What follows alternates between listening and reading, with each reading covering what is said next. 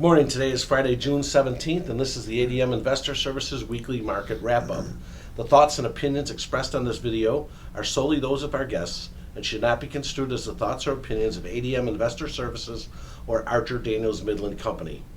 Our guests today are Steve Freed, the Vice President of Grain Research at ADMIS, and Alan Bush, the Senior Financial Economist. Alan, the Federal Reserve Open Market Committee met this week. Tell us what happened. Well, basically, they surprised on the dovish side. They indicated that even though the Fed thinks that there will be 2 rate increases this year, there were more on the committee that thought that there could only be 1 rate increase. Looking at interest rates, U.S. 30-year Treasury bonds traded higher and cash bonds fell to a 16-month low. What is the near-term outlook for U.S. Treasury bond futures? Well, in the very near term, of course, we have this referendum in the UK to leave the European Union. So that is driving bonds higher in a flight to quality move. So between now and the Thursday referendum, I think we can see continued gains in the interest rate complex, especially in the 30-year bonds. In Germany, the 10-year bond actually fell to a negative return this week, which is a new record. Not a very attractive investment. How long can this last?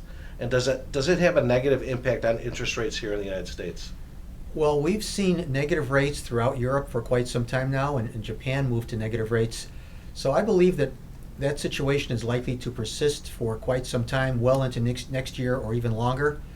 And there is some talk that that could happen here in the U.S., probably not anytime soon, but there is the possibility that we could see negative interest rates here in the U.S. Steve, we're seeing some volatility in the grain markets as you predicted last week. New highs early in the week and then turned lower. Why? Well, I think, first of all, it's a weather market. And earlier in the week, there looked like next week a ridge was going to develop across the Midwest. And as we get closer to pollination, that could impact yields and could push prices higher. Midweek, we had a series of things. First of all, the maps changed. And it looked like there's going to be rain mid-next week, and the ridge wasn't going to come back. And then you had all of this talk about BRIEX and how it sold commodities off and rallied the dollar. And then you had the Fed meeting, which I think the bottom line that came out of the Fed meeting is they're concerned about U.S. economy and that you may have to stimulate the U.S. economy. So, I mean, there was all this bubbling up of information that made the average long in the markets get out. That's a good point. How much are the grain markets worried about other economic news here and across the globe? We got the Brexit vote in the UK, the Chinese economy, and U.S. Fed comments.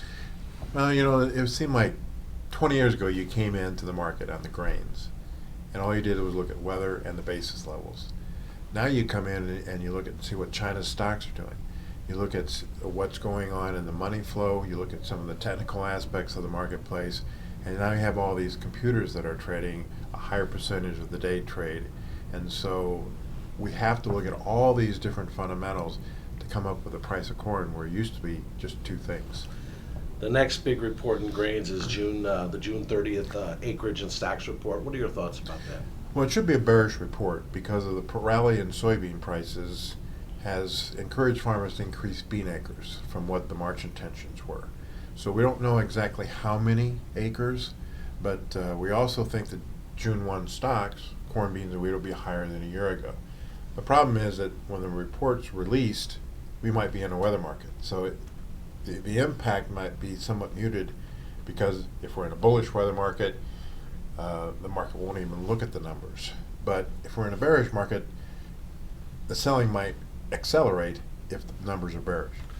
That's a good point. Some discount the information coming from the USDA. How accurate have they been over the past few years? And with the entire summer ahead of us, how important is the report really? Well, I think it's one of the most important reports for the foundation of the marketplace. First of all, the acres are key. If we have increased bean demand, higher acres could offset that and limit the upside in prices. It also kind of gives us an idea of what stocks are out there and the ownership of the stocks. Now, people will say because they don't count, especially corn in transit with all this ethanol business, their corn stocks numbers are not as good as they used to be. But it's the only benchmark that these computers have, so they have to trade the numbers. Turning to the stock market, Alan, the market's been rather soft this week despite a little bit of a rally yesterday. Though the inaction by the Fed should be supportive, how can this market rally with all the uncertainty across the globe, particularly in Europe? Well, I think that it probably will not between now and that referendum on the 23rd. So we do anticipate some pressures in the stock index futures between now and then. But once that referendum is out of the way, regardless of how it goes, I think it'll be the interest rate influence that dominates, takes over, and will push stock index futures to new highs for the move. Do you think that the vote will increase the volatility in the markets, especially gold, interest rates, stock market? Well, absolutely, and it has already. And the Brexit fears has supported the gold market. It has helped the bond market to advance, and of course, it's put some pressure on stock index futures.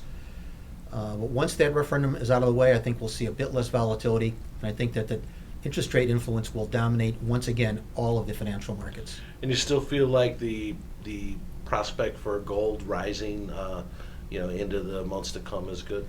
Absolutely. The Brexit situation has been a bullish factor in the gold market, but I think it's only a minor bullish factor, and that the main trend is higher in gold. Inflation prospects are coming back, and I think that will ultimately drive the gold substantially higher. And I have a chart objective, a long-term objective, as high as 1467 for the gold market. Steve, there seems to be a lot to trade right now. In your mind, what's hot and what's not?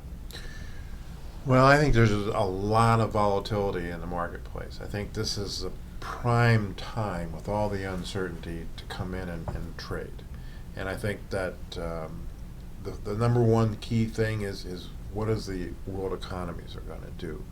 And that comes back to, do I put my safe haven in gold, or do I take a chance and have equities long because I think things are going to turn around? I think in the grains, you have to say that beans and corn could be very hot. I mean, literally. I mean, if we walk in here Monday and we see that the ridge is developing in the Midwest, we're going to go a lot higher in prices. In fact, I suggested speculators today to buy November soybeans, risking about 20 cents. Well, if we have a dry weather, they could go up to $15. There's been talk that one of the big commercials this week told their customers beans are going to $15. So, I mean, these are times in which we're right on the cusp of some extreme volatility and opportunities in trading. Remember, the thoughts and opinions expressed here today are solely those of our guests and should not be construed as the opinions of ADM Investor Services or Archer Daniels Midland Company. If you are interested in learning more about ADMIS's brokerage services or would like to open a trading account, please visit www.admis.com.